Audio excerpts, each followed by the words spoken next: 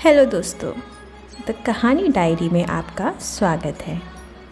तो आज मैं आपको कहानी सुनाने जा रही हूँ जिसका नाम है राम नाम का आसरा। चलिए शुरुआत करते हैं हम अपने कहानी की। ये उस समय की बात है जब युवराज अंगद लंका के राजा रावण को युद्ध की चुनौती दे आए थे। वानर सेना लंका पर आक्रमण करने की तैयारी कर रही थी।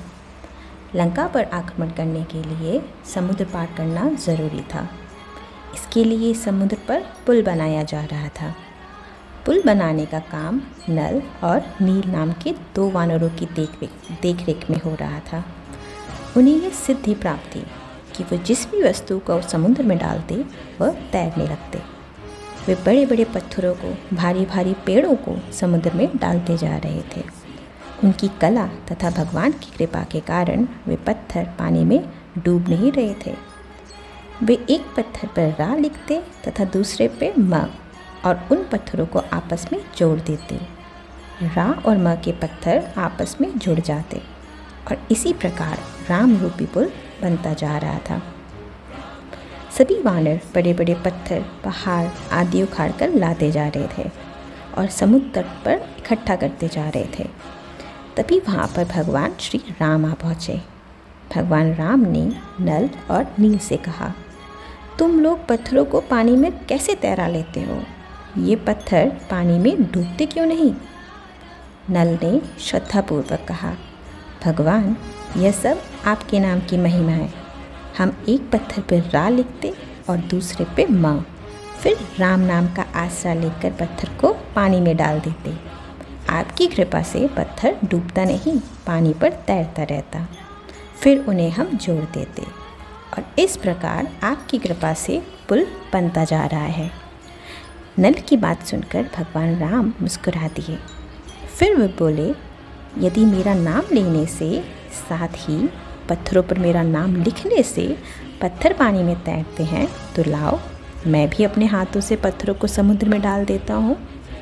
इस प्रकार तुम्हें एक और साथी मिल जाएगा और ये कार्य जल्दी संपन्न हो जाएगा। यह कहकर भगवान राम ने एक पत्थर को अपने हाथों से पानी में डाल दिया। लेकिन यह क्या, वो पत्थर तो तैरा ही नहीं, बल्कि एकदम डूबता चला गया। पत्थर को पानी में डूबते देखकर सभी आश्चर्यचकित रह गए। सभी उपस्थित वानरों के मन में हलचल मच गई।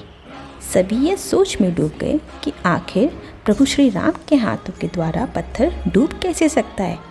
भगवान राम सभी के चेहरों को देख रहे थे। तभी राम भक्त हनुमान ने राम नाम का जयकारा शुरू कर दिया। सभी हैरान होकर हनुमान की तरफ देखने लगे। भक्त श्रेष्ठ हनुमान ने भगवान राम के आगे नतमस्तक होकर कहा, ठीक ही तो है ना प्रभु, सागर में वही तैरता है जिसे आपके नाम का सहारा हो। आपके नाम की महिमा के कारण ही पत्थर पानी में तैरते हैं। लेकिन हनुमान, यदि पत्थर मेरी कृपा से राम नाम की महिमा से तैरते हैं, तो फिर वह पत्थर क्यों डूब गया जिसे मैंने स्वयं अपने हाथों से पानी में फेंका था? प्रभु श्री राम ने पूछा। भगवान, आपकी महिमा कौन जान सकता है? हनुमान ने श्रद्धापूर्वक कहा। लेकिन उस पत्थर का डूबना तो तय ही था। जिसे राम अपने हाथों से छोड़ दे, स्वयं अपने हाथों से गिर जाने दे, वो तैर ही कैसे सकता है? वो बच ही कैसे सकता है? उसका डूबना तो तय ही है। तैरेगा वही, बचेगा वही जिसे आपका सहारा हो, आपका हाथ जिसके सर पर हो।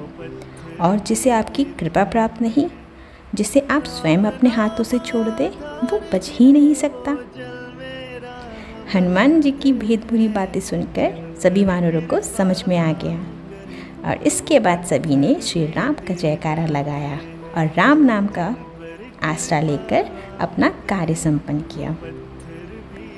तो दोस्तों, ये थी कहानी राम नाम के सहारा की। इससे हमें यह सीखने को मिलता है कि यदि हम प्रभु की कृपा प्राप्त बने रहे, सदा इनका सहारा हमें प्राप्त रहे, इनका आशीर्वाद हमारे सर पर रहे, तो हम भवसागर से भी पार हो जाएंगे। कहानी अगर आपको पसंद आती है तो इस कहानी को अपना प्यार, लाइक और शेयर करके दें। साथ ही और भी कहानियाँ सुनने के लिए आप मेरे चैनल द कहानी डायरी को सब्सक्राइब करें। Thank you. जय श्री राम।